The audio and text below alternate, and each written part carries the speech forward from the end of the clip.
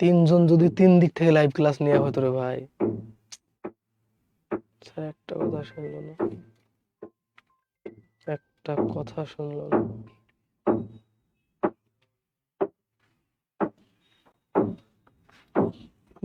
না রে ভাই,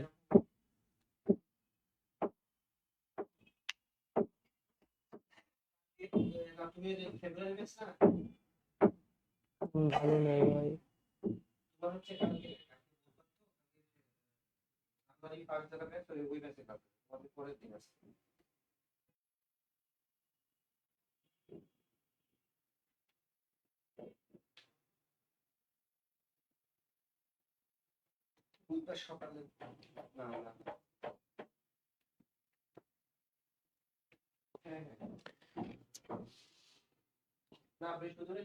কোনো ইয়া হচ্ছে না, ইভেন স্যার ক্লাস নিলেও না।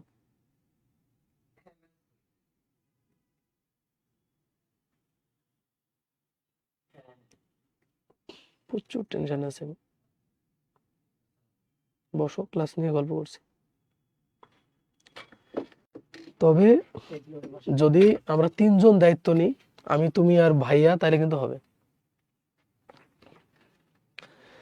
আসসালামু আলাইকুম রহমতুল্লাহ।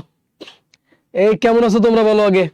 ভাই আমার ফোন করে দেন, কমেন্ট না দেখলাম ক্লাস ভালো লাগে না।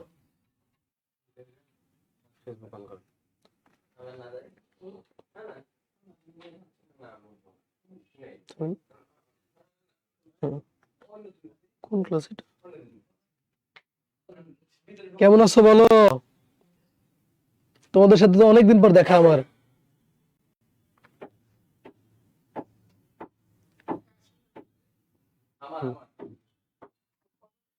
কেমন আছো তোমরা বলো আগে। ভাই আমার ফোন করে দে। ঈদ মোবারক না? ঈদ মোবারক স্যার। বৃষ্টি ভেজা সন্ধ্যা মিম, হুমায়রা হিমু, সালাউদ্দিন কেমন আছো ভাইয়া? ওয়ালাইকুম আসসালাম। শিহাব, তোমাদেরকে বলি, থামো।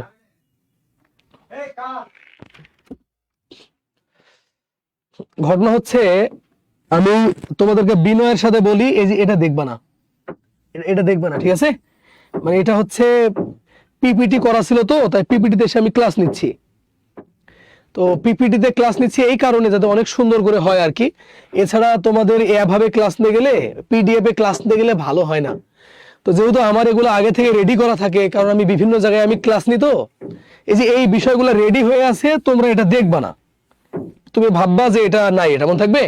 তো তোমাদের জ্যামিতির আমি ক্লাস নিব 5টা। জ্যামিতির ক্লাস কয়টা নিব বললাম? 5টা।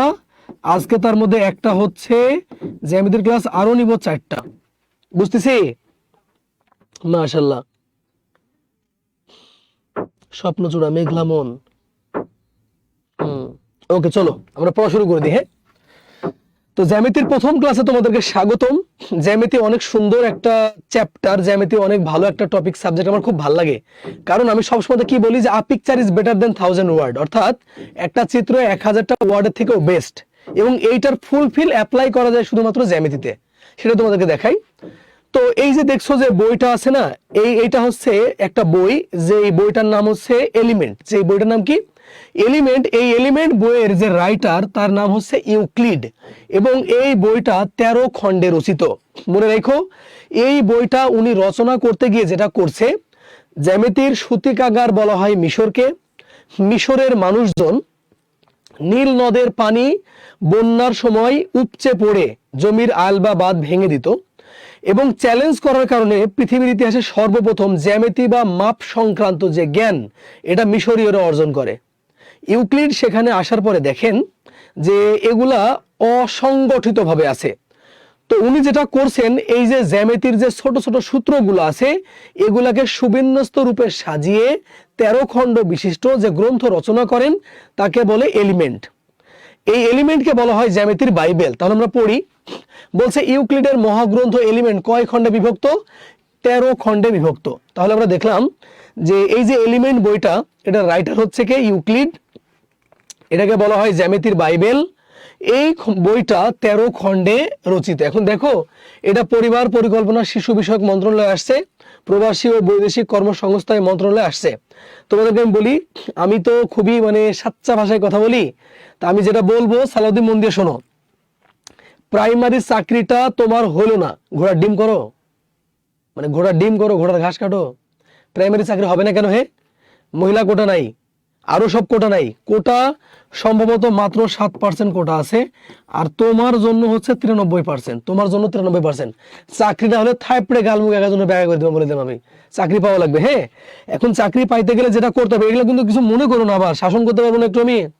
চাকরি পাইতে গেলে কি কি লাগবে আমি বলে দিই।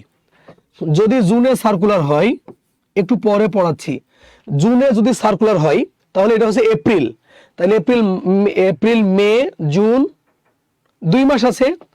মনে করো এখন থেকে 6 থেকে 8 মাস পরে পরীক্ষা হবে, এখন থেকে 6 থেকে 8 মাস পরে পরীক্ষা হবে। ন্যূনতম ধরে নাও যে 5 থেকে যদি 6 মাসও হয়, 5 থেকে 6 মাস যদি কেউ পড়াশোনা করে, তার প্রাইমারি চাকরিটা হবে। প্রাইমারি চাকরিটা পাইতে গেলে যা লাগবে আমি এক বাক্যে বলছি, ম্যাথ লাগবে, ইংলিশ ব্যাকরণ লাগবে, আর হচ্ছে বাংলা ব্যাকরণ লাগবে। এই তিনটা যার ভালো, তার প্রাইমারি চাকরিটা হবে। আমি তোমাকে বলি, এই কোর্সটা এমন ভাবে করবা যাতে ক্লাস 75 প্লাস হয়, ইংলিশটা এমন ভাবে করবা যাতে 72 প্লাস ক্লাস হয়, বাংলাটা এমন কারো কাছে পড়বা যাতে 65 প্লাস ক্লাস হয়। এছাড়া ভুং ভাং করে চাকরি বাকরি হবে না। যেভাবেই হোক অন্তত 75টা ক্লাস লাগবে ম্যাথের, ইংলিশের 72টা ক্লাস লাগবে, বাংলা ব্যাকরণের 65 প্লাস ক্লাস লাগবে, অ্যাটলিস্ট 50 থেকে 55টা ক্লাস লাগবে। এখন দেখো, তিনটা জিনিস ইনভেস্ট করে দাও যদি প্রাইমারি চাকরি তোমার ড্রিম হয়। Number 1 money, at first you have to invest. Number 2 হচ্ছে টাকা, আর নাম্বার 3 হচ্ছে হার্ডওয়ার্ক। এই তিনটা, আর আমি যা বললাম, এরপরেও যদি জব না হয় আমার ফোন দিও। জাস্ট এতটুকুই বললাম। তাহলে পড়ায় চলে যাই। ইউক্লিডের মহাগ্রন্থ এলিমেন্ট 13 খণ্ডে বিভক্ত। আশা করছি বুঝতে পারছো। হ্যাঁ, ওকে, আমরা আমাদের পরবর্তী প্রশ্নে চলে যাব। পরবর্তী প্রশ্নটা কি বলছে দেখো, বলছে 2 বা ততোধিক বিন্দু একই সরল রেখায় অবস্থান করলে ওই বিন্দুগুলোকে কি বলে। কিন্তু এখান থেকে তো আরো প্রশ্ন হইতে পারে, মনোযোগ দাও। প্রথমে আমরা পড়বো সমরেখ বিন্দু, তাহলে আমরা এটা আগে পড়ি। তো বলছে যে 2 বা ততোধিক কি বলছে, বিন্দু একই সরল রেখায় অবস্থান করলে ওই বিন্দুগুলোকে আসলে কি বলে। তাহলে দেখো, এই যে একটা সরল রেখা, এই সরল রেখার এখানে একটা বিন্দু, এখানে একটা বিন্দু, এখানে একটা বিন্দু, আর এখানে একটা বিন্দু। এই যে একই সরল রেখায় বিন্দুগুলো অবস্থান করছে, তাই একে আমরা বলবো সমরেখ বিন্দু। তাহলে আমাদের যে প্রশ্নটা আছে, এই প্রশ্নের আনসার হচ্ছে ক। তাহলে প্রশ্নটা কি বলছে, যে 2 বা ততোধিক বিন্দু একই সরল রেখায় অবস্থান করলে ওই বিন্দুগুলোকে কি বলে, সমরেখ বিন্দু বলে। শেষ। এখন অসমরেখ বিন্দু কাকে বলে এটা তুমি শিখবে না। দেখো, 2 বা ততোধিক বিন্দু যদি একই সরল রেখায় অবস্থান না করে, এখন তোমরা বলো তো, এই যে এখন যেটা আমি আঁকলাম, এটা কি সরল রেখায় অবস্থান করছে? সরল রেখায় অবস্থান করছে না। তাহলে 2 বা ততোধিক বিন্দু যদি একই সরল রেখায় অবস্থান না করে, তখন তাকে অসমরেখ বিন্দু বলে। এবার সমবিন্দু কি? সমবিন্দু বলছে 2 বা ততোধিক সরল রেখা যদি একটা বিন্দুতে মিলিত হয়, তখন তাকে সমবিন্দু বলে। জানো, তিনটাই প্রিভিয়াস কোশ্চেন ভাই, এটাও প্রিভিয়াস কোশ্চেন, এটাও প্রিভিয়াস কোশ্চেন, এটাও প্রিভিয়াস কোশ্চেন। তাহলে 2 বা ততোধিক বিন্দু একই সরল রেখায় অবস্থান করলে সমবিন্দু, একই সরল রেখায় অবস্থান না করলে অসমরেখ বিন্দু, আর অনেকগুলা সরল রেখা যদি একটা বিন্দুতে মিলিত হয়, তখন তাকে আমরা বলবো কি, সমবিন্দু। আর এটা তোমরা দেখতে পাচ্ছ, এটা হচ্ছে কি বিন্দু। বিন্দু থেকে কি আসছে, বিন্দুর কোনো মাত্রা নেই, অর্থাৎ বিন্দুর দৈর্ঘ্য প্রস্থ উচ্চতা নেই, এই জন্য বিন্দুকে বলা হয় মাত্রাহীন। আশা করছি বুঝছো। তাহলে যেহেতু আমাদের প্রশ্ন ছিল যে 2 বা ততোধিক বিন্দু একই সরল রেখায় অবস্থান করলে ওই বিন্দুগুলোকে কি বলে, সমরেখ বিন্দু বলে। আশা করছি বুঝতে পারছো। ডান, ওকে। এগুলা দেখবা না, এগুলা দেখবে না।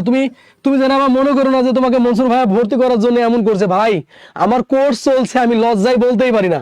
তুমি তোমার ভাইকে অন্তত সৎ ভাবতে পারো ভাই। হ্যাঁ, এই যে এগুলা আছে, এগুলা দেখবা না, দেখার দরকার নেই। হ্যাঁ, চলো তাহলে আমরা আমাদের তৃতীয় প্রশ্নে চলে যাব।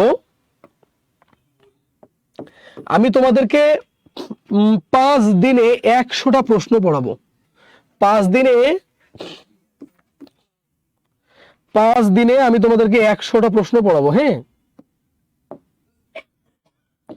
তো 100টা প্রশ্ন যদি কেউ পড়ে, আমার বিশ্বাস সে 500 প্রশ্নের সলভ করতে পারবে। 500 প্রশ্ন যদি আমি পড়াই প্রাইমারিতে জ্যামিতি থেকে সর্বোচ্চ 2, 3, 4 এর বেশি আসবে না। তো আমি পড়ালাম 100টা, আরো 5টা করে তুমি পারবা, তাহলে 500টা প্রশ্ন পড়ার পরে 2, 3, 4 কমন পাবা, এরকম বিশ্বাস আমার আছে নিজের উপরে। চলো তাহলে দেখি, এগুলা দেখবা না, দেখার কোনো দরকার নেই। এখন বলছে রেখার নির্দিষ্ট অংশকে কি বলে, এ সব শিখবো, মনোযোগ দাও। এই যে দেখো, এটার নাম হচ্ছে রশ্মি, রেখা, কি বললাম, এটার নাম হচ্ছে রেখা। এখন রেখা থেকে কি প্রশ্ন আসবে, যে রেখার কোনো প্রান্ত বিন্দু নেই। তাহলে প্রান্ত বিন্দু মানে কি, এপারেও চলছে এপারেও চলছে, অর্থাৎ রেখার কোনো প্রান্ত বিন্দু নেই। এবার রশ্মি কাকে বলে, এক পাশ থাকবে প্রান্ত বিন্দু, আর এক পাশে প্রান্ত বিন্দু থাকবে না। আর রেখাংশ কাকে বলে, রেখার নির্দিষ্ট অংশকে রেখাংশ বলে। এই যে আমরা নির্দিষ্ট একটা অংশ এ বি কেটে নিলাম, এটার নাম হচ্ছে রেখাংশ। তাহলে তোমাকে আমি বলি আগে, 30 সেকেন্ড হোল্ড করো। হ্যাঁ,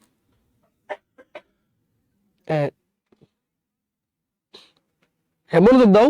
তাহলে দেখো বলছে যে রেখার নির্দিষ্ট অংশকে কি বলে। বাস্তবতা হচ্ছে, তোমাকে যেটা বলতে চাচ্ছি, যে এটার নাম হচ্ছে রেখা, রেখার কোনো প্রান্ত বিন্দু নেই, কেন চলতে আছে। তাহলে এটা হয়ে গেল। এটার নাম হচ্ছে রশ্মি, রশ্মির প্রান্ত বিন্দু একটা, এটাও প্রিভিয়াস কোশ্চেন। আর দেখো এটার নাম হচ্ছে রেখাংশ। তাহলে রেখার নির্দিষ্ট কোনো অংশকে কি বলে, রেখাংশ বলে। তাহলে যদি প্রশ্ন আসে যে রেখার প্রান্তবিন্দু কয়টি, প্রান্তবিন্দু নেই। রশ্মির প্রান্তবিন্দু কয়টি, একটি, এই যে একটা প্রান্তবিন্দু আছে।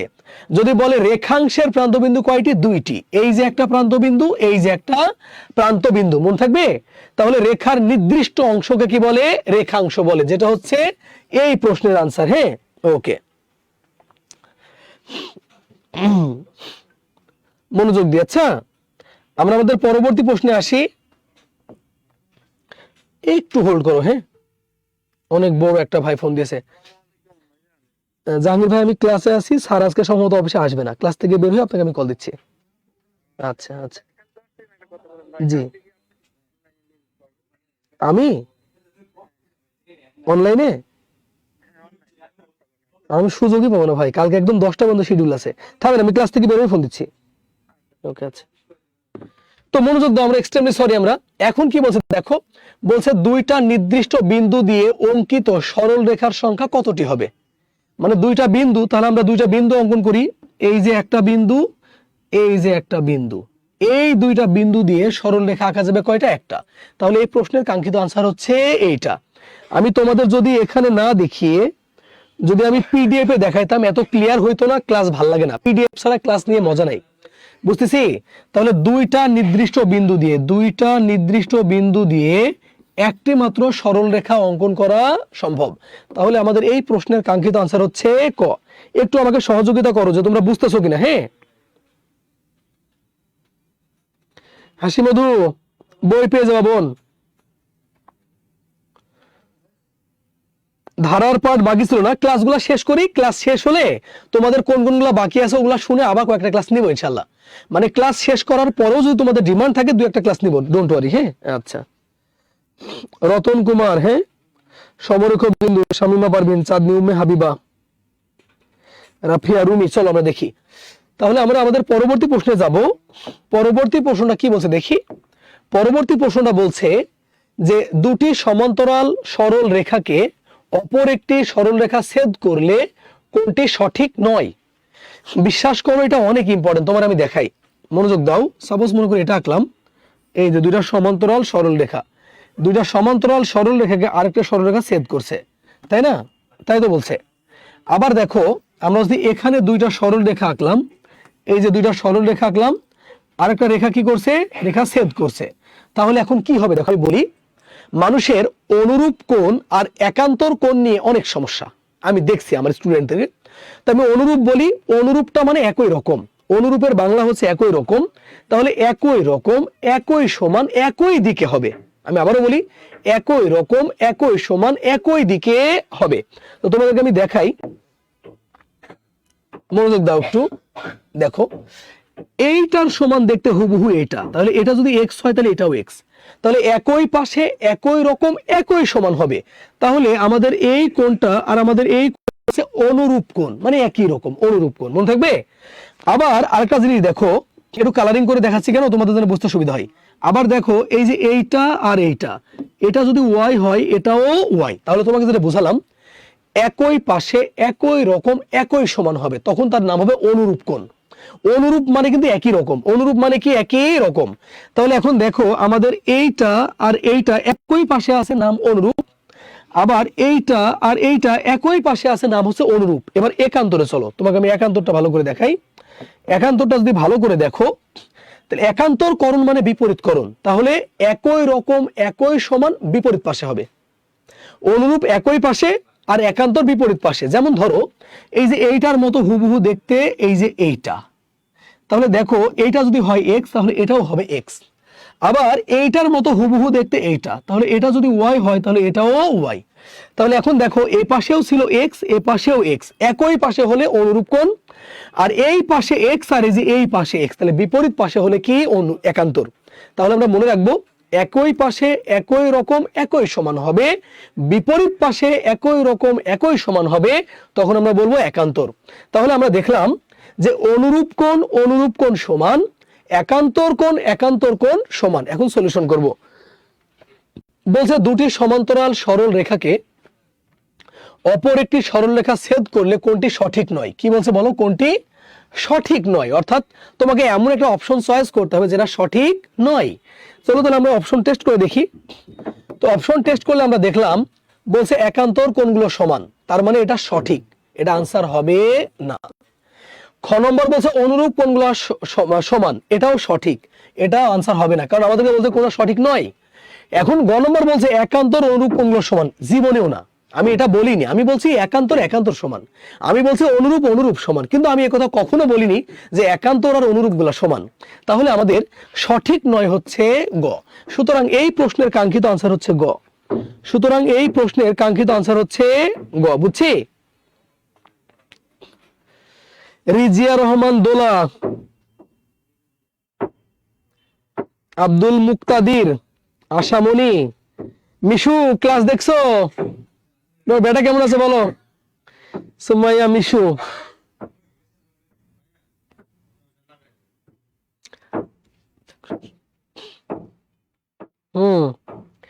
তোমাদেরকে বলি আমি যে লাইভ ক্লাসগুলো নিচ্ছি এগুলা কিন্তু মিস করো না, এগুলো বোনাস। আমার লাইভ ক্লাসগুলো মিস করার কোনো দরকার নেই, এগুলো বোনাস। তো এই যে আমার কাছে পেইড ব্যাচে করছো না, এগুলো দেখো, তারপরে মাঝে মাঝে আমি ক্লাস দিই, তারপরে আমি রিলস ছাড়ি, এগুলো দেখবা। আর আমার রিলস দেখে তোমরা আসলে কি করো, ওরে পাগল, রিলসটা দেখবা, দেখে অমনি খাতায় লিখে নিবা। আমার নামে তোমাদের খাতা নাই, মানে আমার নামে একটা খাতা করলে কি হয়, মনসুর ভাইয়া নামে একটা খাতা করবা, রিলস দেখবা অমনি লিখে নিবা। ভাই ওই অঙ্ক আসলে পারতে হবে ভাই, বুঝছি। উম্মে হাবিবা,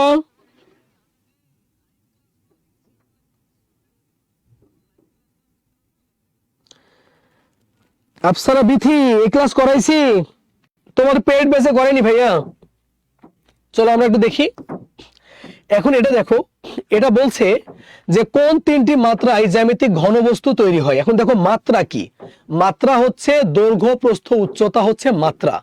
অর্থাৎ তিন ধরনের মাত্রা আছে, একটা মাত্রা হচ্ছে দৈর্ঘ্য, একটা হচ্ছে প্রস্থ, আর একটা হচ্ছে উচ্চতা। এখন দেখো আমি যদি তোমাকে বলি যে বিন্দুর মাত্রা কয়টি, তখন তোমাকে বলতে হবে বিন্দুর কোনো মাত্রা নেই, তার মানে বিন্দু হচ্ছে মাত্রাহীন। বিন্দু কি বলতো, মাত্রাহীন। একটা দেখালাম।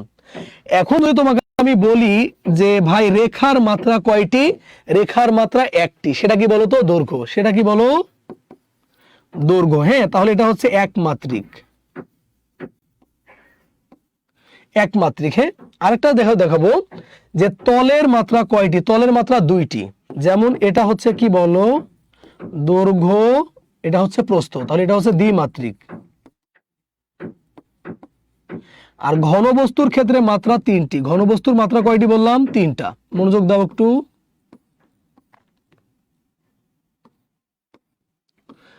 তাহলে আমরা এমন ভাবে শিখবো যাতে অনেকগুলো প্রশ্ন আসলে আমরা পারি। যদি বলছে কোন তিনটি মাত্রায় জ্যামিতিক ঘনবস্তু তৈরি হয়, তাহলে দেখো এটা আমাদের ঘনবস্তু, যেখানে দৈর্ঘ্যও আছে, প্রস্থও আছে, উচ্চতাও আছে। তাহলে আমাদের কাঙ্ক্ষিত আনসার হবে কোনটা বলতো, আমাদের কাঙ্ক্ষিত আনসার হবে ঘ। এখন যদি বলে যে বিন্দুর মাত্রা কয়টি, বিন্দুর কোনো মাত্রা নেই, তাহলে প্রশ্নের আনসার হচ্ছে বিন্দু মাত্রাহীন। যদি বলে রেখার মাত্রা কয়টি, রেখার মাত্রা একটি, সেটা কি দৈর্ঘ্য, তাহলে এটাকে আমরা বলবো কি একমাত্রিক। যদি বলে তলের মাত্রা কয়টি, তলের দৈর্ঘ্য আছে প্রস্থ আছে, তাহলে এটাকে আমরা কি বলবো দ্বিমাত্রিক।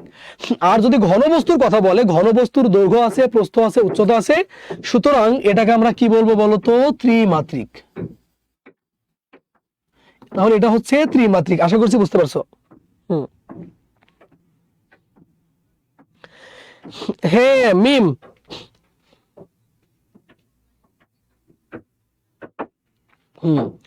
তোমাদের 5 থেকে 6টা ক্লাস নিতে পারি জ্যামিতির।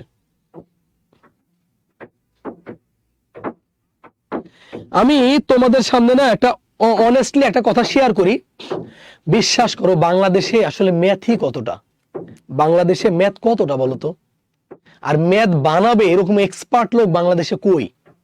ব্যাংকের যে পরীক্ষাগুলো হয় না, সব ইন্ডিয়ান ম্যাথ ধার করে নিয়ে। সুতরাং লাইভ ক্লাসেও যেগুলা করা হয় ওই ঘুরে ফিরে মনে করো যে মিলে যায়। তা আমার পরামর্শ হচ্ছে আমার লাইভ ক্লাসগুলো মিস দিবে না, ঠিক আছে? বিন্দু মাত্রাহীন, তাহলে আমরা কি শিখলাম? বিন্দু মাত্রাহীন, রেখা হচ্ছে একমাত্রিক, তল হচ্ছে দ্বিমাত্রিক, আর ঘনবস্তু হচ্ছে কি ত্রিমাত্রিক। তাহলে এই প্রশ্নের আনসার হচ্ছে কোন 3টি মাত্রায় জ্যামিতিক ঘনবস্তু তৈরি হয়? এই প্রশ্নের কাঙ্ক্ষিত আনসার হচ্ছে ঘ, অর্থাৎ দৈর্ঘ্য প্রস্থ উচ্চতা যার থাকবে তাকে আমরা কি বলবো ঘনবস্তু বলবো। আশা করছি বুঝতে পারছো।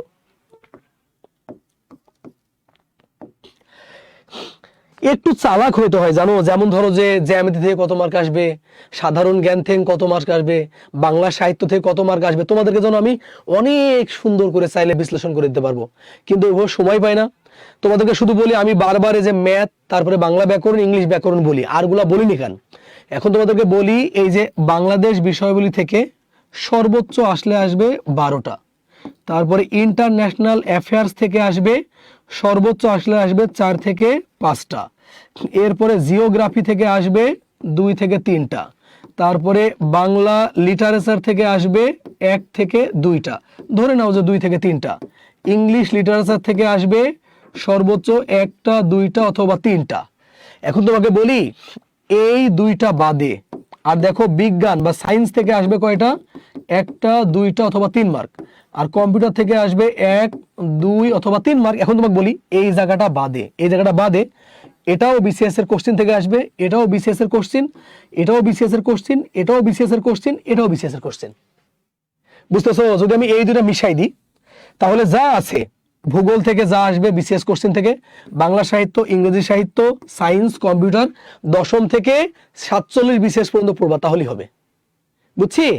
একটু চালাক হইতে হবে ভাই। প্রাইমারির তো আগে সার্কুলারের নামগন্ধ ছিল না, এখন তো বলছে জুনে দিবে, তো তুমি এই আগামী 4-5টা মাস পড়বা না? আর 4-5টা মাস যদি তুমি না পড়ো তাহলে তোমার পড়ায় কি লাভ বলো তো? বলো আমারে। ধারার ক্লাস করাই দেবো ভাইয়া।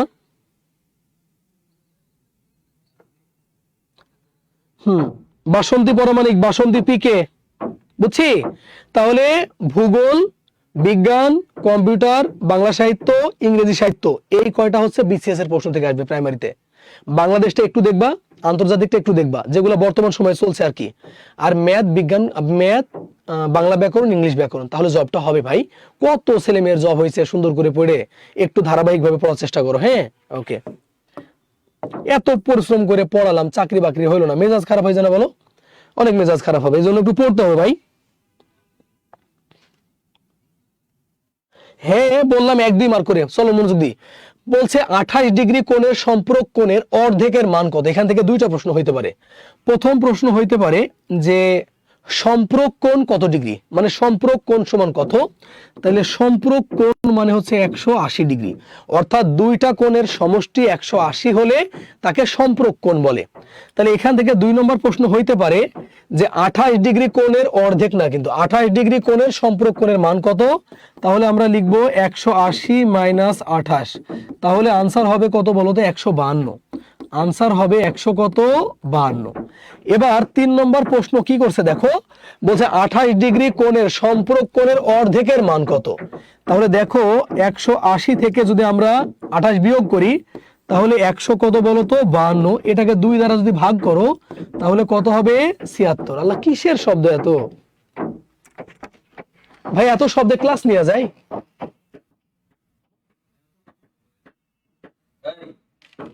কি লাগাইছে? ক্লাস নিচ্ছি।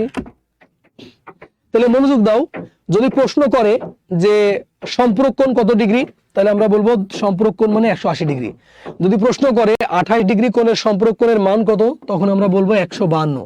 যদি বলে 28 ডিগ্রি কোণের সম্পূরক কোণের অর্ধেকের মান কত, 152কে 2 দ্বারা ভাগ করলে কত বলতো, 76। এর বাইরে সম্পূরক নিয়ে আহামরি প্রশ্ন আসার কোনো সুযোগ নাই। এখন তুমি যদি পূরক শিখতে চাও, তাহলে 1 নম্বর প্রশ্ন হচ্ছে দুইটা কোণের সমষ্টি 90 ডিগ্রি হলে তাকে পূরক কোণ বলে। 2 নম্বর যদি আমি বলি, তাহলে 90 ডিগ্রি থেকে যদি আমরা 28 বিয়োগ করি, তাহলে আমাদের কত হবে বলতো, সম্ভবত 52 হবে, 52 কি 62 হবে। হ্যাঁ, এরপরে যদি বলি 3 নম্বর, তাহলে আমরা কত বলবো, 52কে যদি আমরা 2 দ্বারা ভাগ করি, তাহলে কত হবে, 26। তাহলে পারবা। দুইটা কোণের সমষ্টি যদি 90 হয়, নাম হবে পূরক। দুইটা কোণের সমষ্টি যদি 180 হয়, তাহলে নাম হবে কি, সম্পূরক। আমি আশা করছি এ ধরনের প্রশ্ন আসলে পারবা ইনশাল্লাহ। হ্যাঁ, ওকে। এবার যেটা লিখাবো, প্রশ্নটা দেখবো, চলো দেখি আমরা একটু।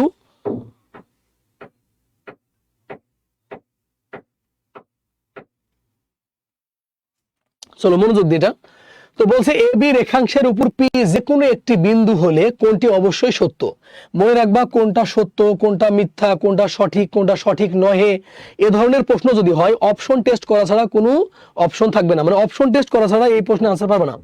তো বলছে এ বি একটি রেখাংশ, তাহলে আমরা একটি এ বি রেখাংশ আঁকি। এই যে আমরা এ বি একটা রেখাংশ নিলাম, ঠিক আছে। তাহলে আমরা বললাম এটার নাম হচ্ছে এ আর এটার নাম হচ্ছে বি।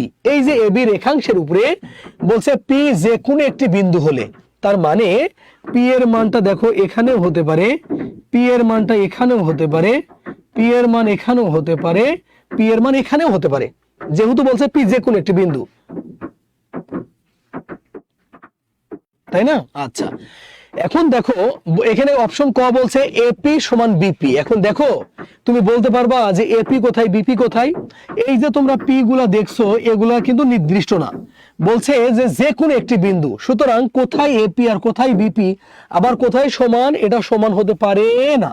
তাহলে আমাদের অপশন ক অবশ্যই সত্যি না, কারণ তুমি বলো তো এপি এটা, তাহলে বিপি এটা হবে না। পি কোথায় নির্দিষ্ট করে বলাই নাই। এরপর 2 নম্বর বলছে যে AP greater than A B greater than AP square. আরে ভাই, আমরা এ বি নিলাম, এ বি সব থেকে বড়, ঠিক আছে, কিন্তু পি এর মান কোথায় আমরা বলতে পারবো না, কারণ আমাদেরকে বলছে যে পি যে কোনো একটি বিন্দু হলে, তাহলে আমাদের এটাও সঠিক নয়। এবার গ নম্বর বলছে এ বি বড় কার থেকে, বিপির থেকে। এখন দেখো এ বি মানে কিন্তু এখান থেকে এই পর্যন্ত, তাহলে যদি আমরা বলি যে এ বিটা বড় কার থেকে, বিপির থেকে, তাহলে দেখো এটা হচ্ছে সঠিক। কারণ তুমি যদি পি এর মান এটাও ধরো, তাও এ বি এর থেকে ছোট, পি এর মান যদি এটাও ধরো, তাও এ বি এর থেকে ছোট, পি এর মান যদি এটাও ধরো, তাও এ বি এর থেকে ছোট, পি এর মান যদি এখানে ধরো, তাও এ বি এর থেকে ছোট। তাহলে আমাদের বলছে কোনটি অবশ্যই সত্য, তাহলে কাঙ্ক্ষিত আনসার হবে গ, কাঙ্ক্ষিত আনসার হবে গ। হ্যাঁ, তোমরা যারা বলছো প্রশ্ন ফাঁস হয়েছে, শুধু মনে রেখো, আমি একটা কথা মনে করে সবসময় নিজেকে সবুর দিই, সেটা হচ্ছে প্রত্যেকটা মন্দ কাজের পানিশমেন্ট আছে, প্রত্যেকটা ভালো কাজের রিওয়ার্ড আছে, হয়তো সময় লাগবে তাই। তাহলে এবি হচ্ছে বড় কার থেকে, বিপির থেকে। এবি বড় কার থেকে, বিপির থেকে। এই ধরনের প্রশ্নগুলো আসলে কোনটা সঠিক, কোনটা সত্য, কোনটা মিথ্যা, কোনটা অবশ্যই সঠিক নহে, এ ধরনের প্রশ্ন আসলে সবার আগে অপশন টেস্ট করা লাগবে, মনে রাখবা। চলো আমরা পড়ি। এটা বলছে এবি সরল রেখা, তাহলে আমরা এবি একটা সরল রেখা আঁকি। এই যে আমরা এবি সরল রেখা আঁকলাম, তো ধরো এটা হচ্ছে এ আর এটা হচ্ছে বি। তো বলছে এবি সরলরেখা কোন একটি বহিস্থ বিন্দু এবি রেখার ক্ষুদ্রতম দূরত্ব ওসি হলে, বিশ্বাস করো নরমাল চিন্তা করলে এটা তুমি আনসারই করতে পারবে না, কেউ যদি এটার মিনিং না বুঝে। এই যে ক্ষুদ্রতম দূরত্ব, এটার মিনিং না বুঝলে এই অঙ্ক কেউ পারবে না। এখন তোমাকে দেখাই ক্ষুদ্রতম দূরত্ব কাকে বলে। ক্ষুদ্রতম দূরত্ব, মনে করে একটা রেখা আঁকলাম, তাহলে বহিস্থ বিন্দু এখান থেকে ধরো টান দিলাম, এখান থেকে টান দিলাম, হ্যাঁ এখান থেকে দিলাম। এখন যদি তুমি আরেকটু দূরে যাও, বড় হচ্ছে, দেখো বড় হচ্ছে না, ওকে, আরেকটু দূরে গেলে আরেকটু বড় হচ্ছে, তারপরে আরেকটু বড় হচ্ছে, এভাবে যত দূরে যাবা তত বড় হতে থাকবে। তাহলে আমরা বুঝলাম ক্ষুদ্রতম দূরত্ব মানে লম্বের দূরত্ব। তাহলে এটা দিয়ে আমরা কি বুঝলাম, ক্ষুদ্রতম দূরত্ব মানে কিসের দূরত্ব, লম্বের দূরত্ব। তাহলে আমরা কি লিখবো, ক্ষুদ্রতম দূরত্ব সমান হচ্ছে লম্ব। বুঝা গেল?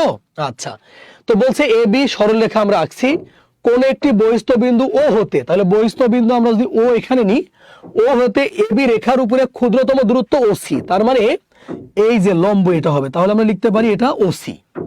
এরপরে বলছে ও সিবি কত কোণ, তাহলে ও সিবি দেখো, ও সিবি হচ্ছে কত ডিগ্রি, 90 ডিগ্রি। এখন তুমি যদি এই প্রশ্নের এই জায়গাটা সম্পর্কে কোনো আন্দাজ না থাকে, তাহলে তুমি 90 ডিগ্রি কোণ বের করতে পারবে না, সমস্যা হবে। এটা হচ্ছে ট্রিক্সি ম্যাথ।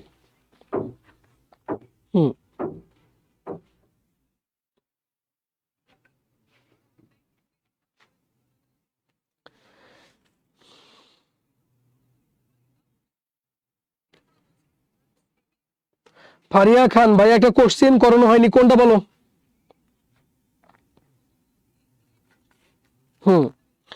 তাহলে এটা দেখার বিষয় হচ্ছে ক্ষুদ্রতম দূরত্ব মানে লম্বের দূরত্ব। হ্যাঁ, যদি এটাও যদি প্রশ্ন আসে যে ক্ষুদ্রতম দূরত্ব কিসের দূরত্ব, তাহলে বলতে হবে ক্ষুদ্রতম দূরত্ব হচ্ছে লম্বের দূরত্ব। ক্ষুদ্রতম দূরত্ব মানে কি, লম্বের। দেখো এটা হচ্ছে লম্ব, দূরে গেছে, বড় হয়েছে, আরেকটু বড় হয়েছে, আরেকটু বড়, আরেকটু বড়, আরেকটু বড়, আরো দূরে যদি যায় তাহলে আরো বড় হবে, বুঝছি? আরো দূরে গেলে আরো বড় হবে, আশা করছি বুঝছো।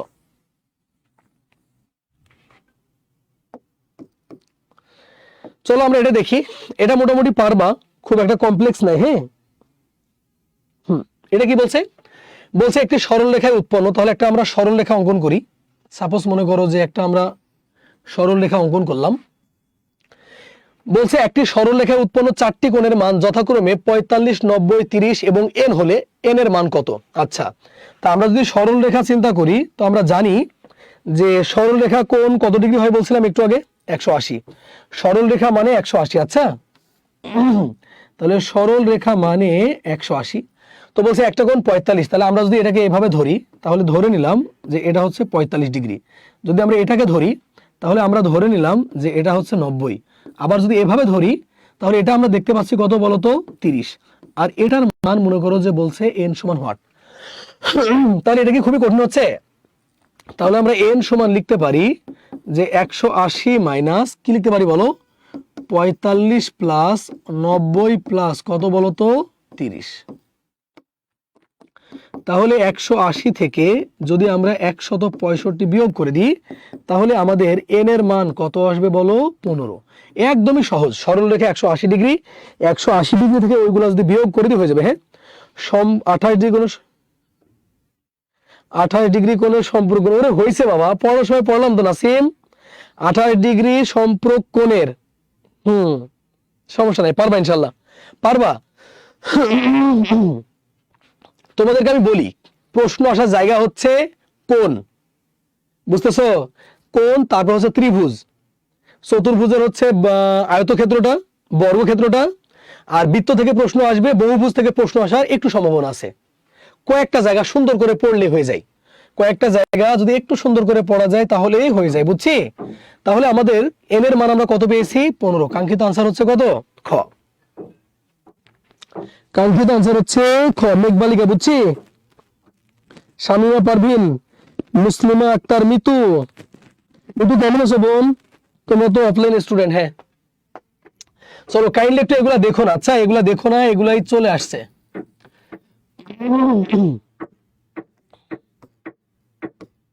ওকে, কি বলছে দেখি আমরা। বলছে ত্রিভুজের দুটি বহিস্থ কোণের সমষ্টি কত? ত্রিভুজের দুইটা বহিস্থ কোণ শিখলে হবে না, ত্রিভুজের দুইটা বহিস্থ কোণ শিখলে হবে না। ত্রিভুজের একটা বহিস্থ কোণ শিখবো, দুইটা বহিস্থ কোণ শিখবো, তিনটা বহিস্থ কোণ শিখবো, উভয় দিকেও শিখবো ইনশাআল্লাহ। হ্যাঁ, তো একটু মনোযোগ দিই আমরা। ধরো যে আমরা একটা ত্রিভুজ আঁকলাম। এখন দেখো ত্রিভুজের একটা বহিস্থ কোণ মানে 120 হয়, ত্রিভুজের একটা বহিস্থ কোণের সমষ্টি মানে কত, 1 হয়। মনে রেখো বিপরীত দুইটা কোণের সমষ্টি হবে এটা। তাহলে যদি আমরা লিখি, তাহলে দেখো যদি আমাদেরকে বলে তাহলে 120 গুণিত কত বলো, 1, তাহলে কত ডিগ্রি হবে বলো, 120 ডিগ্রি। তার মানে ত্রিভুজের যদি একটা কোণের মান আমরা বৃদ্ধি করি তাহলে কত হচ্ছে বলো, 120। হ্যাঁ, এই যে এটা কত হয়েছে বলো, 120। এখন যদি আমরা আরো একটা বাহুকে বর্ধ করি তাহলে এটাও কত হবে বলো তো, 120। তাহলে আমরা 2 নম্বর প্রশ্ন বলতে পারি যে 120 গুণিত হচ্ছে 2 সমান 240, যেটা এই প্রশ্নের আনসার চেয়েছে। যে ত্রিভুজের দুটি বহিস্থ কোণের সমষ্টি কত হবে, তাহলে 120 120 যোগ করলে 240। এখন যদি এটা না চাই, এটা চাই যে ত্রিভুজের 3 কোণের সমষ্টি বহিস্থ, তাহলে এটাও কত হবে 120। তাহলে 3 নম্বর প্রশ্ন হইতে পারে 120 গুণিত 3 সমান হচ্ছে কত, 360। আবার আরেকটা প্রশ্ন হইতে পারে যে উভয় দিকে বর্ধিত করে দেবো, উভয় দিকে বর্ধিত করবো, তাহলে এটাও কত হবে 120, এটাও কত হবে 120, এটাও হবে 120। তাহলে আমরা বলতে পারি যে 120 গুণিত 6 সমান হচ্ছে 720। এখন পড়াটা এভাবে পড়লে হয় কি, এর বাইরে প্রশ্ন হওয়ার কোনো সুযোগ নেই।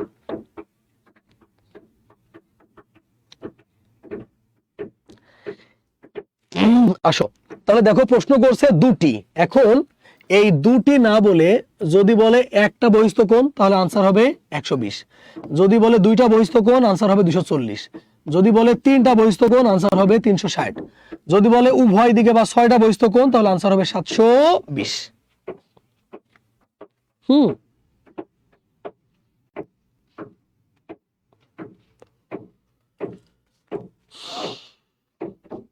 বুঝছি কিনা? তাহলে পড়াগুলো আমরা কিভাবে পড়বো, যে একটা বহিস্থ কোণের মান হচ্ছে 120, একটা বহিস্থ কোণের মান কত বলো, একটা বহিস্থ কোণের মান হচ্ছে 120, একটা বহিস্থ কোণের মান 120, দুইটা বহিস্থ কোণের মান 240, তিনটা বহিস্থ কোণের মান 360, আর 6টা বহিস্থ কোণের মান হচ্ছে 720। হ্যাঁ ভাইয়া, এটা কিসের শব্দ এটা?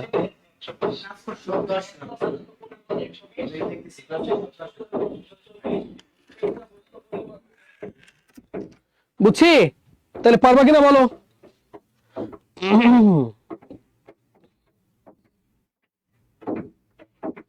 আরে ফারিয়া খান শান্ত হয়েছে, বেচারি অনেকক্ষণ ধরে টেনশন করছে। হ্যাঁ হয়েছে, আমি শুধু এতটুকু বলে দিই, বাংলাদেশের প্রেক্ষাপটে জব পাইতে গেলে ম্যাথ, ইংলিশ ব্যাকরণ, বাংলা ব্যাকরণের কোনো বিকল্প নাই।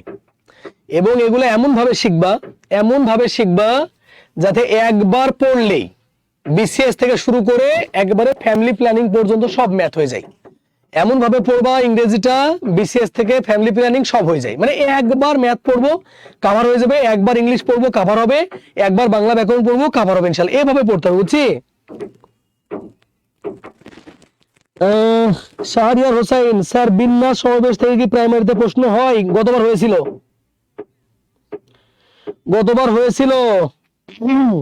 মেন্টাল থেকেও হচ্ছে ইদানিং। আমি তোমাদেরকে বলছি লাইভের ক্লাসগুলো মিস দিবা না, আমি যে লাইভ ক্লাসগুলো নিয়ে মিস দিবা না। চলো পড়ি আমরা। বলছে ত্রিভুজের যে কোনো দুই বাহুর মধ্যবিন্দুর সংযোজক সরল রেখা তৃতীয় বাহুর কি? চলো সাপোজ মনে করো যে আমরা একটা ত্রিভুজ আঁকলাম। এই ত্রিভুজ আঁকার পরে বলছে যে যে কোনো দুই বাহুর মধ্যবিন্দুর সংযোজক সরল রেখা তৃতীয় বাহুর সাথে কি হবে? তাহলে যদি এটা একটা বাহু হয়, এটা একটা বাহু হয়, তাহলে নিশ্চয় এই যে এটা 3 নম্বর বাহু। আমরা উপরে দুইটা বাহু যদি ধরি, তাহলে 3 নম্বর বাহু নিচেরটা।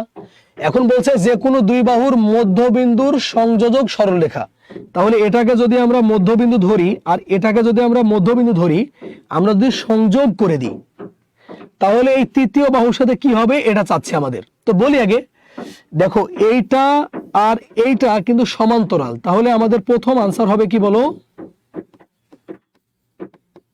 সমান্তরাল।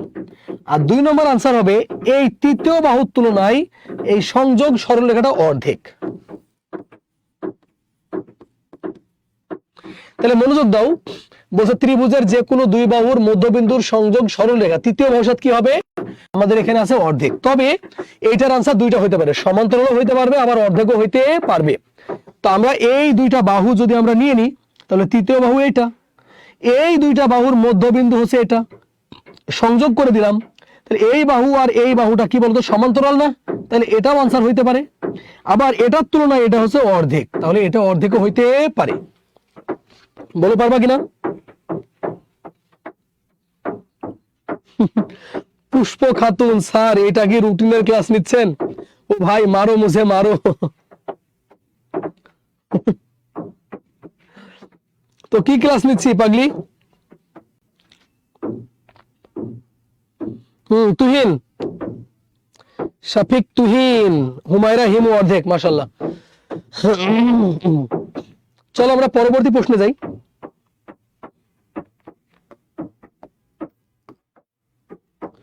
পরবর্তী প্রশ্ন বলছে একটি ত্রিভুজের মোট কয়টি অংশ থাকে? বলো তো একটা ত্রিভুজের মোট কয়টা অংশ থাকে? ফাতিমা ইসলাম পপি, কই থাকো তুমি? তোমরা দেখা যায় না আর।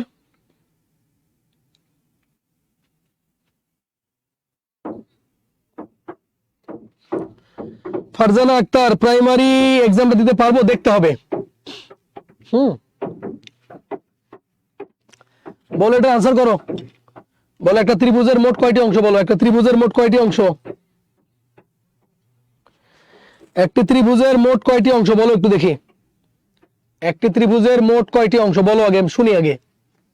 একটি ত্রিভুজের মোট কয়টি অংশ? বলো বলো বলো।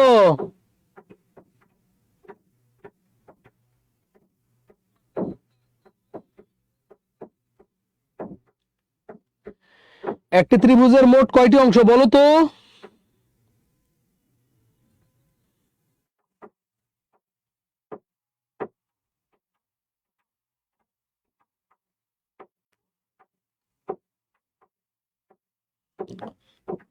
উম্মে হাবিবা 9টা, হুমায়রা হিমু 9টা,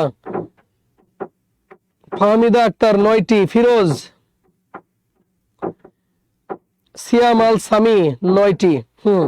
গুড। সিদ্দিকুর রহমান সিদ্দিক, মাশাআল্লাহ, অনেকেই পারছো। দেখো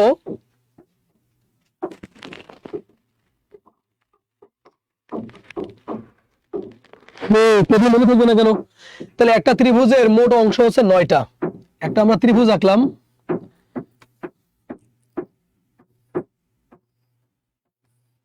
একটা ত্রিভুজের 9টা অংশ কি কি? প্রথমত হচ্ছে 3টা বাহু, 3টা হচ্ছে কোণ, আর 3টা হচ্ছে শীর্ষবিন্দু। 3টা কি বলো? শীর্ষবিন্দু। তাহলে একটা ত্রিভুজের মোট অংশ 9টি। খুবই সিম্পল, এগুলো না পারলে কিন্তু হবে না। হ্যাঁ, তাহলে একটা ত্রিভুজের মোট অংশ কয়টা অংশ? 9টা। 3টা বাহু, 3টা কোণ, 3টা শীর্ষবিন্দু। ওকে,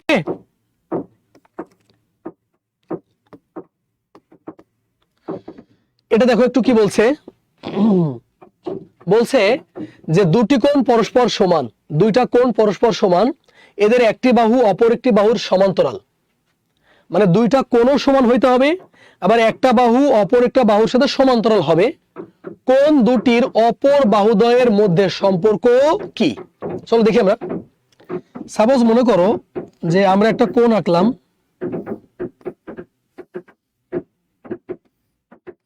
ওকে, একটু আমরা মনোযোগ দিই। হ্যাঁ, বলছে যে দুইটা কোণ পরস্পর সমান।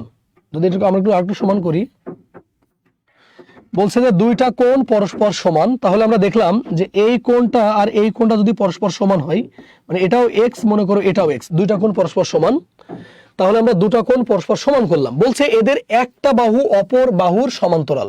তার মানে আমাদের এই যে এই বাহুটা আর এই বাহুটা বলো সমান্তরাল হয় কিনা? এই যে সমান্তরাল। ওকে, এখন বলছে কি যে কোণ দুটির অপর বাহুদ্বয়ের মধ্যে সম্পর্ক কি? অপর বাহুদ্বয়। তাহলে অপর বাহু মানে এই যে এটা একটা আর এই যে এটা একটা, দেখো এরাও হচ্ছে কি সমান্তরাল। তাহলে এই প্রশ্নের কাঙ্ক্ষিত আনসার হবে এরা পরস্পর কি সমান্তরাল। বুঝতে না পারলে বলো, আমি আরেকবার বলছি। বুঝতে না পারলে বলো, আরেকবার বলি। বলছে দুটি কোণ পরস্পর সমান, দুটি কোণ পরস্পর সমান, তাহলে আমরা এই যে এই কোণ দুইটাকে পরস্পর আমরা সমান করলাম।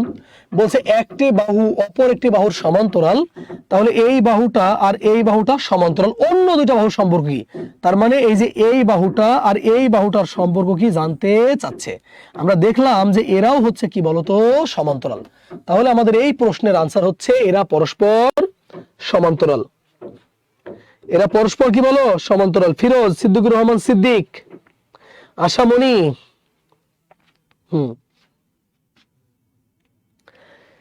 বিশ্বাস কর ভাই, প্রাইমারি চাকরিটা হলে মেয়ে ছেলে উভয়েরই অনেক ভালো। নিজ এলাকায় চাকরি হবে, নিজের এলাকায় থাকবা। এটা সব থেকে ভালো হয়, জানো না? তাই তুমি তোমার ডেডিকেশন কতটা আমারে বলো তো। এই আমার নাম্বারে ফোন দিবা আজকে, যাদের প্রাইমারি জব নিয়ে মানে ও টার্গেটই প্রাইমারি, অন্য কোনো চাকরি করবে। আমি বলি আগে 3টা কোয়ালিটি যারা আছে সে আজকে আমাকে ফোন দিবা। আজকে আমাকে ফোন দিবা। কোয়ালিটি নাম্বার 1, ও প্রাইমারি চাকরি ছাড়া কোন চাকরি করবে না। প্রাইমারি চাকরি ওকে পাইতেই হবে। প্রাইমারি চাকরিটা পেলে ওর জীবনটা বেঁচে যাবে, এই তিনটা কোয়ালিটি যার আছে আমাকে আজকে কল দিবা, হোয়াটসঅ্যাপে কল দিবা, অথবা যদি ফোনে ব্যালেন্স না থাকে আমারে বলবা ভাইয়া ফোন ব্যাক দেন, তাহলে আমি ব্যাক দিব ইনশাল্লাহ। লম্বা সময় কথা বলবো তো। যার তিনটা কোয়ালিটি আছে, ভাই আমার প্রাইমারি চাকরি ছাড়া অন্য কোনো চাকরি আমি করব না, বুঝছি, প্রাইমারি চাকরি হলে আমার জীবনটা বেঁচে যাবে। আর একটা যেন কি বললাম, ফোন দিব আজকে, কথা বলবো। হ্যাঁ, প্রতিদিন এভারে 5 ঘন্টা করে পড়বা, প্রতিদিন এভারেজে 5 ঘন্টা পড়বা। ঘুম থেকে উঠেই ইংলিশ, ম্যাথ আর বাংলা ব্যাকরণ যে কোনো একটা পড়বা প্রতিদিন। মানে ঘুম থেকে উঠেই শুরু হবে টাফ সাবজেক্টগুলো দিয়ে। প্রাইমারি চাকরি একটু একটু বুদ্ধি খাটাই পড়লে এই জবটা হবে। নিবন্ধনে চাকরি পাওয়াটা অনেক কঠিন হয়ে গেছে, বিভিন্ন সাবজেক্ট ওয়াইজ বিভিন্ন জেলা শহরে গিয়ে জব করতে হয়। তো প্রাইমারি চাকরিটা হলে, বিশেষ করে আমার বোনগুলার হলে অনেক ভালো হয়। অনেক ভাই আছে যারা বলছে প্রাইমারি চাকরিটা হলে ভালো হবে। চলো কি বলছে, বলছে তরু ত্রিভুজের এক বাহুকে বর্ধিত করলে যে বহিস্থ কোণ উৎপন্ন হয় তা কি। ধরো যে আমরা একটা ত্রিভুজকে বর্ধিত করলাম, সাপোজ মনে করো যে এটাকে আমরা বর্ধিত করলাম, তাহলে ধরো এইটাকে আমি দিলাম 50 আর এইটাকে আমি বললাম 60। তো এখন যেটা বলছে সেটা মন দিয়ে শোনো। বলছে কোন ত্রিভুজের এক বাহুকে বর্ধিত করলে, তাহলে আমরা এই বাহুকে বর্ধিত করলাম, বলছে বহিস্থ কোণ উৎপন্ন হবে তা কত। মনোযোগ দিও, বহিস্থ কোণ হবে বিপরীত অন্তস্থ কোণদ্বয়ের সমষ্টির সমান। তাহলে আমরা যদি এই কোণটার মান জানতে চাই, তাহলে 50 যোগ কত 60, তাহলে আমাদের কাঙ্ক্ষিত আনসার হবে কত 110। এটা যদি দেওয়া থাকতো, যেহেতু বাংলায় প্রশ্ন করছে তাহলে হবে বিপরীত অন্তস্থ কোণদ্বয়ের সমষ্টি সমান। তাহলে আমরা বলতে পারি যে কোনো একটি বহিস্থ কোণের মান হবে বিপরীত অন্তস্থ কোণদ্বয়ের সমষ্টির সমান, বিপরীত অন্তস্থ কোণদ্বয়ের সমষ্টির সমান। হ্যাঁ, আমি বলি আমারে ফোন দিবা না, ফোন দিলেই কিন্তু আমি জিজ্ঞেস করবো ওই তিনটা কথাই কিন্তু আমি জিজ্ঞেস করবো যে চাকরি হলে তোমার জীবনটা বেঁচে যাবে, আমি প্রাইমারি ছাড়া অন্য কোনো চাকরি করব না।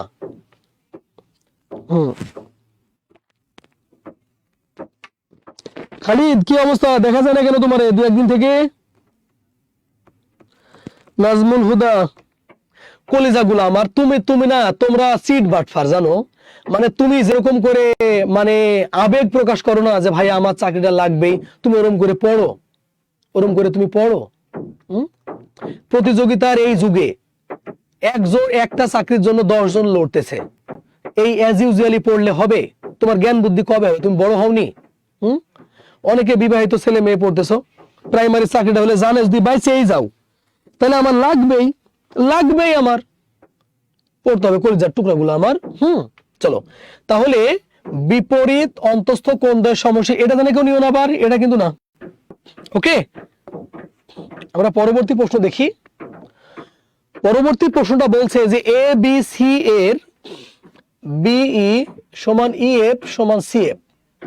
এসিই ত্রিভুজ এসি এর ক্ষেত্রফল কত? 12 বর্গমিটার হলে ত্রিভুজ এবিসি এর ক্ষেত্রফল কত? এই প্রশ্ন বাংলাদেশে আসছে 3টা। এই প্রশ্ন বাংলাদেশে 3টা আসছে, তোমাকে আমি একটা দেখালে তুমি 3টা পারবা।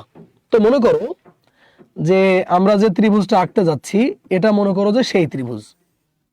তাহলে এটা কি বলতো? এ, এটা হচ্ছে বি, আর এটা হচ্ছে সি। Okay fine. এখন বলছে যে বিই সমান ইএফ সমান হচ্ছে সিএফ। তো যেহেতু বিই বলছে তার মানে এটাকে 3 ভাগ করা লাগবে। কোন 3 ভাগ করা লাগবে? সেই 3 ভাগ হচ্ছে বিই সমান ইএফ সমান সিএফ। তার মানে ভাগ আসবে এই যে এখানে একটা, আর এই দেখো এখানে একটা। তাহলে আমরা বলতে পারি এটা হচ্ছে বিই, এটা হচ্ছে এফ, এটা সিএফ। তার মানে এই জায়গাটা যত বড়, এই জায়গাটাও তত বড়, এই জায়গাটাও তত বড়। এটা বোঝাচ্ছে আর কি। এতটুকু বুঝলা কিনা তাই বলো। এবার কি বলছে যে ত্রিভুজ এসিই এর ক্ষেত্রফল হচ্ছে 12। তাহলে এসিই তার মানে এই জায়গার ক্ষেত্রফল হচ্ছে কত বলো তো? 12। এসিই এর ক্ষেত্রফল 12। এখন তুমি বলো তো আমারে, এই যে এই জায়গাটা আর এই যে এই জায়গাটা সমান না? তাহলে আমরা যদি এখানে একটা দাগ দিই তাহলে এই 12 দুভাগ হবে, তাহলে এইটুকু হবে 6, এইটুকু হবে 6। তার মানে এইটুকার ক্ষেত্রফল 6, এইটুকার ক্ষেত্রফল 6, যোগ করলে কিন্তু 12ই হয়। এখন আমাকে বলো তো এইটা যত বড় এইটাও তত বড়, আবার এইটাও তো তত বড়। তাহলে এটা যদি 6 হয়, এটাও যদি 6 হয়, তাহলে এটা কত হবে? এটাও 6। এখন বলছে যে ত্রিভুজ এবিসি এর ক্ষেত্রফল কত। তাহলে দেখো এই যে ত্রিভুজ এবিসি এর ক্ষেত্রফল কত হবে? এটার ক্ষেত্রফল হচ্ছে 6, এটার ক্ষেত্রফল হচ্ছে 6, আর এটার ক্ষেত্রফল হচ্ছে 6। তাহলে 3টা 6 যোগ করলে পরে ক্ষেত্রফল কত হবে? 18। এই হচ্ছে आंसर। বুঝছি? হ্যাঁ,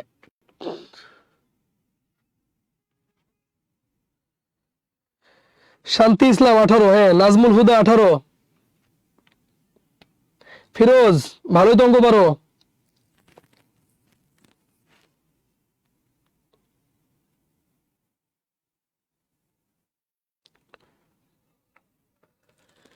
শামিমা পারভিন, মুসলিমা আক্তার মিতু, শফিক তুহিন।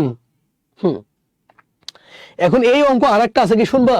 এই অঙ্ক আরেকটা যেটা আছে সেটা এই জায়গাতে আছে হচ্ছে পারে 48। 48, তো 48 যদি হয় তাহলে বলো এই জায়গা কত হবে? 24, এই জায়গাও কত হবে? 24, এই জায়গাও কত হবে? 24। তাহলে 3 24 কত হবে? 72।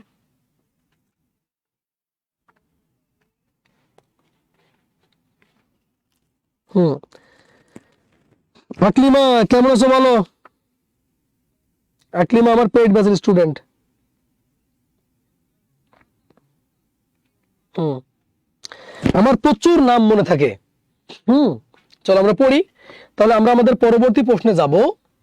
পরবর্তী প্রশ্ন বলছে যে একটি সরলরেখা এক্স অক্ষ, শোনো এই যে এই কথাটা ইম্পর্টেন্ট, এক্স অক্ষ ওয়াই অক্ষ, এই কথাটা অনেক ইম্পর্টেন্ট, বুঝছি? ওকে, মনে রেখো অক্ষরেখাগুলা সবসময় স্ট্রেট হয়। অক্ষরেখাগুলো সবসময় কি হয়? স্ট্রেট হয়। তো বলছে কোন সরলরেখা এক্স অক্ষ এবং ওয়াই অক্ষকে ছেদ করার ফলে যে ত্রিভুজ গঠিত হয় তা কোন ধরনের ত্রিভুজ? তাহলে দেখো এই যে আমরা ধরে নিলাম যে এটা হচ্ছে এক্স অক্ষ, আর ধরে নিলাম যে এটা হচ্ছে আমাদের ওয়াই অক্ষ। তাহলে এখন বলছে যে কোন সরলরেখা এক্স অক্ষ এবং ওয়াই অক্ষকে ছেদ করার ফলে, যে ছেদ করলো না, ছেদ করার ফলে যে ত্রিভুজ গঠিত হয় তা কোন ধরনের ত্রিভুজ? এখন তুমি বলো তো, এই যে এখানে যে ত্রিভুজটা গঠিত হয়েছে, এই ত্রিভুজটা কি ত্রিভুজ বলো তো? সমকোণ না? তাহলে আমরা বলবো সমকোণী ত্রিভুজ। এই যে ত্রিভুজটা গঠন হয়েছে তার নাম কি বলো? সমকোণী ত্রিভুজ। অর্থাৎ এটা হচ্ছে 90 ডিগ্রি কোণ উৎপন্ন করবে, 90 ডিগ্রি কোণ উৎপন্ন করবে, বুঝছি? ভালো আছি ভাইয়া, আলহামদুলিল্লাহ।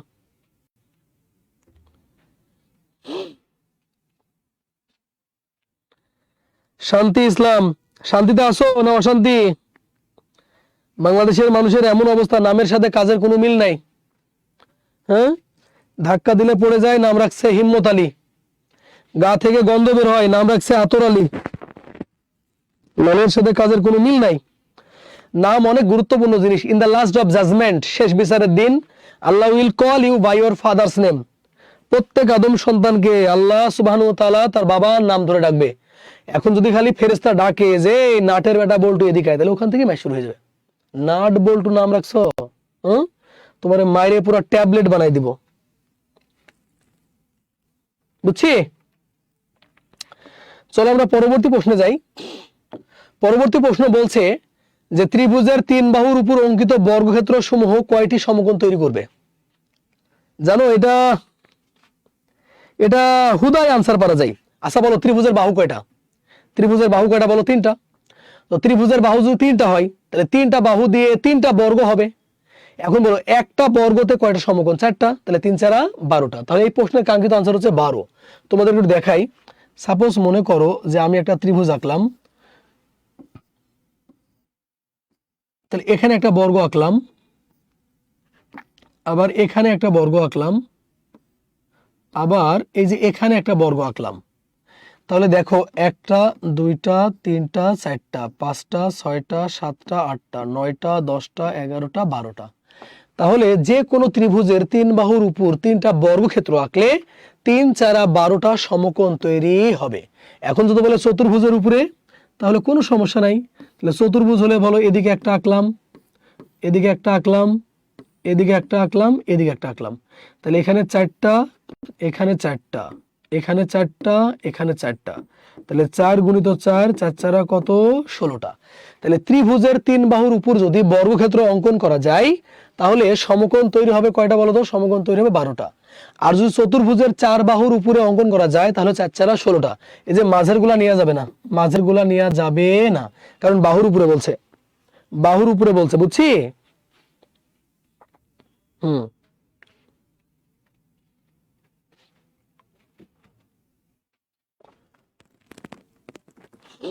ওকে, মার্শাল্লাহ। চলো আমরা পরবর্তী প্রশ্নে যাই, দেখি একটু। ওকে, বলছে যে সমকোণী ত্রিভুজের অতিভুজের দৈর্ঘ্য দেওয়া থাকলে কতগুলো ত্রিভুজ অঙ্কন করা সম্ভব? ধরো যে আমরা একটা সমকোণ আঁকলাম, এই যে এটা সমকোণ, হ্যাঁ, সমকোণ মানে তো 90 ডিগ্রি না? এখন বলো তো এটা কি, থামো, 90 ডিগ্রি দেখার দরকার নেই।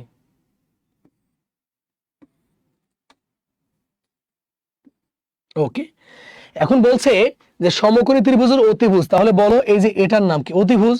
অতিভুজের দৈর্ঘ্য দেওয়া থাকলে কতগুলো ত্রিভুজ আঁকা সম্ভব? তাহলে ওই অতিভুজটাকে খুলে আমরা এখানে নিয়ে আসলাম, অতিভুজটাকে খুলে এখানে আনলাম। এখন দেখো কতগুলো ত্রিভুজ আঁকা যায়। এই যে দেখো এটা একটা ত্রিভুজ, আবার দেখো এটা একটা ত্রিভুজ, আবার দেখো এটা একটা ত্রিভুজ, আবার দেখো এটা একটা ত্রিভুজ, আবার দেখো এটা একটা ত্রিভুজ। তাহলে আমরা যেটা দেখলাম যে সমকোণী ত্রিভুজের শুধুমাত্র অতিভুজ না, যে কোনো একটা বাহু দেয়া থাকলে অসংখ্য ত্রিভুজ অঙ্কন করা সম্ভব। এই যে অতিভুজ যেটা দেখছো, এই অতিভুজই হচ্ছে এটা। তাহলে এটা দ্বারা আমরা অসংখ্য ত্রিভুজ অঙ্কন করতে পারি, যেটা আমাদের অপশন হচ্ছে পারে কি, ঘ। তাহলে ত্রিভুজের শুধুমাত্র অতিভুজ না, যদি ভূমি দেয়া থাকে তাও অনেকগুলো আঁকা যাবে, যদি লম্ব দেয়া থাকে তবুও অনেকগুলো আঁকা যাবে। বুঝছি? কোনো রেস্ট নাই, বুঝতেছো? তোমাদের ক্লাস এখন শেষ করবো না, এখন শেষ করে মানে আমি ক্লাসেই জাস্ট দাঁড়ায় থাকবো, 2 মিনিটের ব্রেক পাবো, মাত্র 2 মিনিট ব্রেক পাবো, হ্যাঁ।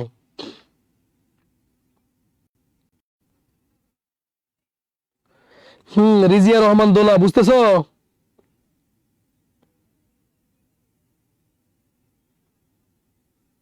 ওকে, চলো আমরা দেখি আর একটু, মনোযোগ দাও। বলছে সমকোণী ত্রিভুজের সমকোণ সংলগ্ন বাহুদ্বয় যথাক্রমে 3 4 হলে এর অতিভুজের মান কত হবে?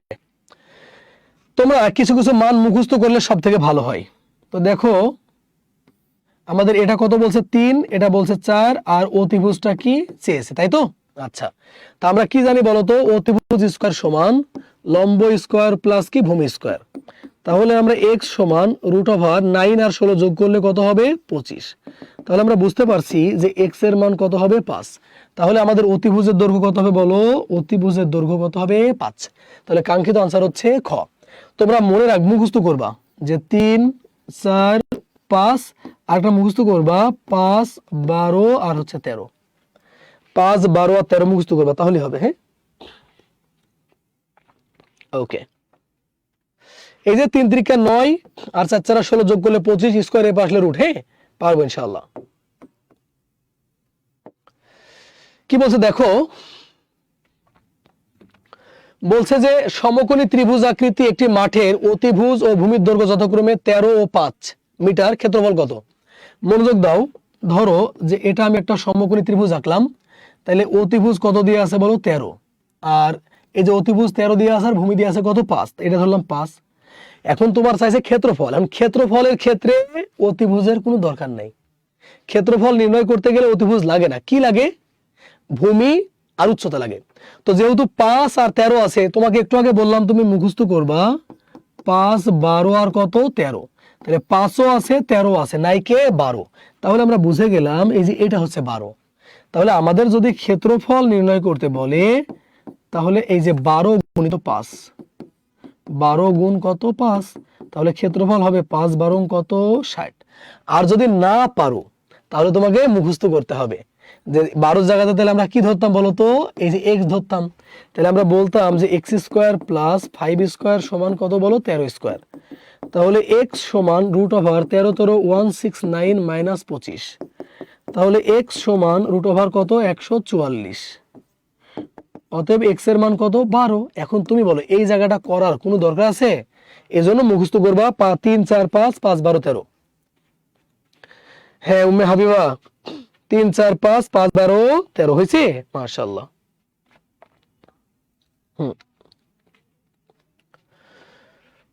পড়লে ভালো করে পড়ো, না পড়লে বাদ দাও। মানে আমার হিসাব হচ্ছে সুন্দর, পড়লে ভালো করে পড়বো, না পড়লে বাদ। এত হাউকাউ করে লাভ আছে?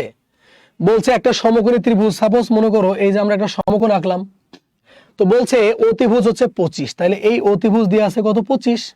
এখন বলছে একটি বাহু 3, তাহলে এটা আমরা ধরবো কত 3x, আর এটা আমরা কত ধরবো বলো তো 3 এর 4, মানে এটা আমরা ধরবো কত 4x। এখন জানো এটা শর্টকাটে পারা যায়। দেখো এই যে 3 4 আর 5 না, তাহলে 5 হয়েছে কত 25, তাহলে বলো তো 5 25 হয়েছে কিভাবে? তাহলে এটাকে 5 দ্বারা গুণ করে, তাহলে এটাকে যদি 5 দ্বারা গুণ করো তাহলে 4 5 20, এটাকে যদি 5 দ্বারা গুণ করো 3 5 15, তাহলে আনসার হচ্ছে 15 আর 20, তাহলে আনসার হচ্ছে এই যে এইটা। এখন যদি না পারো তাহলে তোমাকে লিখতে হবে যে 3x square plus 4x square সমান 25 স্কয়ার। এই জন্য একটু চালাক হবা। তাহলে দেখো এই যে 3 4 আর কত 5, তাই না? তাহলে এই যে দেখো 5 হয়েছে কত 25, তাহলে 5 গুণ, তাহলে 4 কেও গুণ করবো 5 4 5 20, 3 কেও গুণ করবো 5 দিয়ে, 3 5 15। বুঝতে পারলা কিনা? বুঝছি? আর যারা এভাবে বুঝতে পারবা না তারা এই যে এভাবে করবা, 3x square plus 4x square plus 25 square. এরপরে দেখবা x এর মান আসবে, x এর মান 5 আসবে, তখন এটাকে গুণ করলে হবে 15 আর এটাকে গুণ করলে কত হবে 20। বুঝছি? ফিরোজ বুঝছি না ভাইয়া? ওকে, মনোযোগ দাও। কি বলছে দেখো, বলছে একটি সমদ্বিবাহু সমকোণী ত্রিভুজের অতিভুজের দৈর্ঘ্য 12 সেন্টিমিটার, ক্ষেত্রফল কত? মনোযোগ দাও, 27তম বিসিএস আসছে। হ্যাঁ, তাহলে সমদ্বিবাহু সমকোণী ত্রিভুজের এই যে এটা কত দিয়ে আছে বলো 12, যেহেতু বাহু দুইটা সমান তাহলে এটা x হলে ওটাও কত হবে x হবে। এখন চেয়েছে ক্ষেত্রফল, তো চলো আমরা করি আগে। তাই আমরা কি বলতে পারি বলো, x স্কয়ার প্লাস কত x স্কয়ার সমান কত 12x স্কয়ার। তাহলে আমরা বলতে পারি 2x স্কয়ার সমান 100 কত 44, তাহলে 2 দ্বারা কাটলে কত হবে 72, তাহলে x স্কয়ার সমান আমরা কত পেলাম 72। এটা মাথায় রাখো। এখন কি চেয়েছে ক্ষেত্রফল, তো ক্ষেত্রফল আমরা কি জানি, এই যে হাফ গুণিত লম্ব কত x, ভূমি কত x, তাহলে এই যে হাফ গুণিত কত x স্কয়ার, তাহলে আমরা বলতে পারি হাফ গুণ x স্কয়ারের মান কত বলো 72, তাহলে কাটাকাটি করলে কত হবে 36, তাহলে আমাদের কাঙ্ক্ষিত আনসার হচ্ছে 36। বুঝতে পারলা কিনা? যেহেতু সমদ্বিবাহু সমকোণী বলছে তাই আমরা এটাও x ধরছি আবার এটাও x ধরছি। তানিয়া বুঝছি?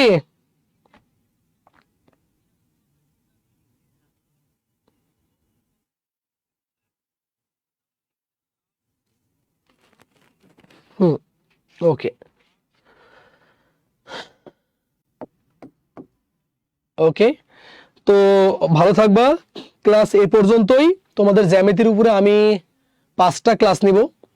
যদি আমি 25টা করেও প্রশ্ন পড়াই তাও 5 25 125, 125কে 5 দ্বারা গুণ করলে তোমরা মোটামুটি 600 থেকে 650 প্রশ্নের আনসার করতে পারবা।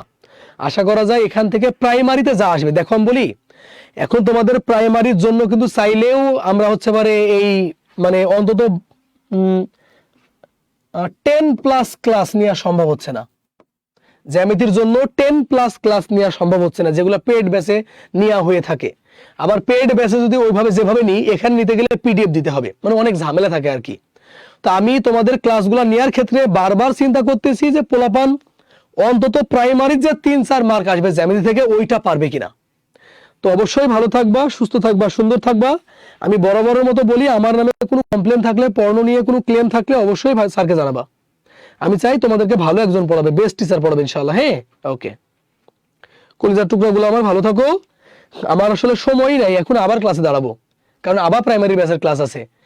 10টার দিকে আমার আবার লাইভ ক্লাস নেওয়ার কথা ছিল। এনার্জি কুলাই কিনা আমি বলতে পারবো না, কারণ ঈদ করার পরে শরীর সাপোর্ট দিচ্ছে না। লম্বা সময় রোজা করছি, তারপর অনেক স্ট্রাগল গেছে, একটা রেস্ট নিয়েছি। হ্যাঁ, ওকে।